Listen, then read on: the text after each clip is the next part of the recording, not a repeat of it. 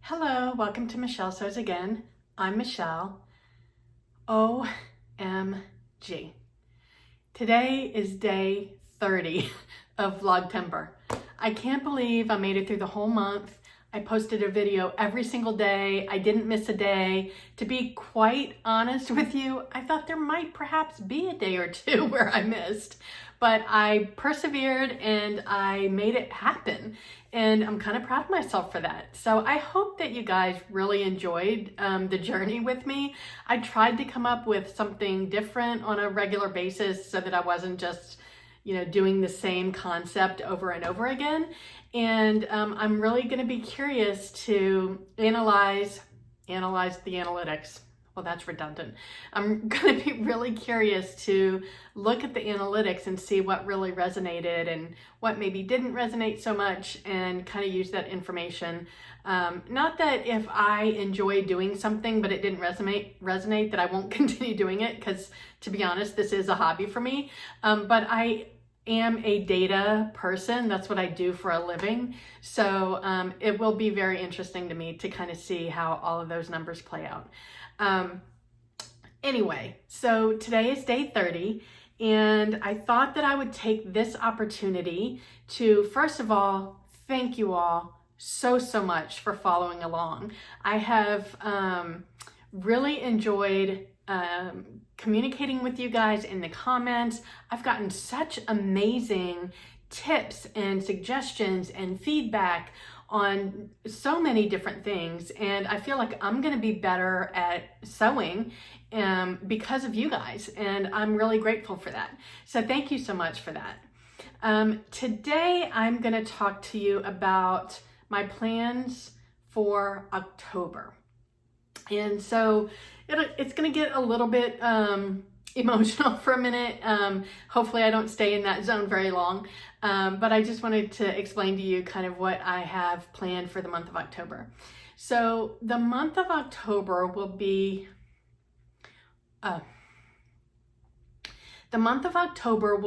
1 year since my father passed away. And my father had Alzheimer's. He had developed it several years before he passed away. And so my siblings and I have 2 brothers and a sister, and we all have commented how we actually lost him a couple of years before he actually passed. And I wanted to kind of bring a little bit of awareness to anybody who may not have dealt with Alzheimer's in their family, because there were a lot of surprises to me versus what I thought Alzheimer's was from seeing it in movies and on television shows. It is not as simple as somebody losing their memory. And again, I can only speak from my experience with my father, so maybe this isn't the case for everybody, but it definitely, there are so many more symptoms and behavior changes that come along with this disease. And so my father, anybody who knew him his whole life until this disease took over, he had so many fans in life because he was such a generous, kind, beautiful soul human being. And there's nobody on the planet that I aspired to be like more than my father. And so when this disease started taking over, and mind you, my dad was an engineer, so he relied on his brain a lot. So when this disease started taking over, I mean, he was very organized. He was aware of what was happening.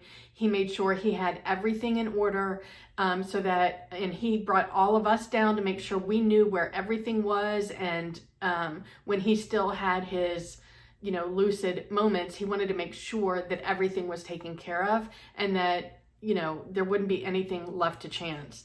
And so when he started stumbling over memories, and it wasn't even the memories that frustrated him.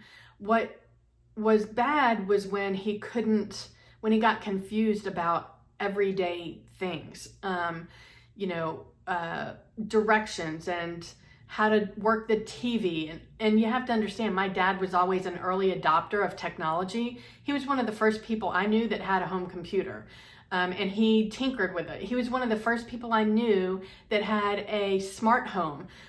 He had, the house that he lived in Dallas before he moved back home to his hometown in Mississippi. You would walk in the front door and he gave it a name. I can't remember what the name was. He'd say, "Hey, Sally, turn on the living room lights," and there would be the lights. And this was in the late 80s, early 90s. So he was definitely an early adopter, and he utilized his brain. So he didn't get this because his brain was stagnant. And he was a philanthropist. He didn't need people to know that he was doing good. He didn't go around bragging about it.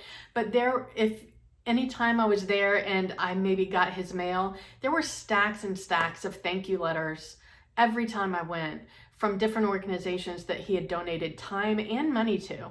But he did both. It wasn't just a monetary thing. He invested his time, and he didn't tell anybody about it. He didn't brag about it. It was just, that was what he did. And so this disease kind of took over, and as he started getting frustrated because he couldn't remember how to do everyday simple things, I think because he was so used to being knowing how to do things and being an early adopter and teaching other people how to do things, it frightened him, which made him angry. So he became an angry person and had never been angry his whole life. He just wasn't a mean, angry person. I'm probably rambling here, and I'm sorry. I'm just trying to figure out how to tell his story and let people know that there's just so much more to it than just forgetting things. So I really, in the beginning, was really afraid for that day that would come when he didn't know who I was. And that day came. But that wasn't the hardest part for me like I thought that it would be. I can remember distinctly going home for Christmas, and my stepsister had hosted a party for the whole family, both sides, my step family and my immediate family. We were all in town. My brothers and my sister, my younger brother and sister lived in the town, and my older brother and I flew in. And I remember distinctly when my dad and my stepmother got to the party, and he, when I went up to him to hug him and just embrace him and tell him hello, I could see in his face, he smiled at me, but I could see in his face just that, I know I'm supposed to know who you are, but I don't know who you are. And that was a little heartbreaking to me. And then as time moved on and the disease got worse, in fact, it wasn't that long after that party that we ended up having to put him in a memory care facility because my stepmother, who has advanced Parkinson's disease, just couldn't take care of him anymore because there are so many more physical conditions that come with Alzheimer's, and she just couldn't care for some of those issues anymore. And I think what was the hardest for me was watching him get scared and angry. That was just so much more difficult for me than realizing that he didn't know who I was. That in the scheme of things, that didn't matter to me because I didn't like seeing him suffer like that. It was very hard. We put him in a memory care facility, which was also extremely hard, but we put him in a really good facility that we knew they were trained to deal with him or with his disease and the symptoms that came with it. So we knew that he was in good hands. It was amazing. The care that he got there was far and above anything that we could have done for him. And you kind of learn not to challenge their lack of memory. So I remember talking to him, showing him pictures and showing him a picture of my wedding. And my husband and I got engaged in May of 2006 and married in June. So we did it really quick just because my husband had had two daughters, and he didn't want us to live together without being married. So, and we'd both been married before. There was no reason to have a long engagement. We weren't going to have a big, huge wedding. But the fact that we did it really quick meant that I really didn't have time for my family to like plan a trip or anything. So it was going to be really, really small, just his sisters and some of his family and a couple of our friends. And that was it. Well, my dad surprised me and said that he wasn't going to let me get married without coming. So that was super special to me. And so I was reminding him of that and showing him a picture, and he got so angry. He's like, that wasn't me. I didn't do that, which hurt at the time. And then I realized that because he didn't remember it, he didn't like somebody telling him that he did something that he didn't remember doing. So at that point, I realized I'm not going to challenge any of his memories or lack thereof anymore, because it just frustrated him and made him angry and scared. If you're dealing with somebody with Alzheimer's, I, first of all, bless you.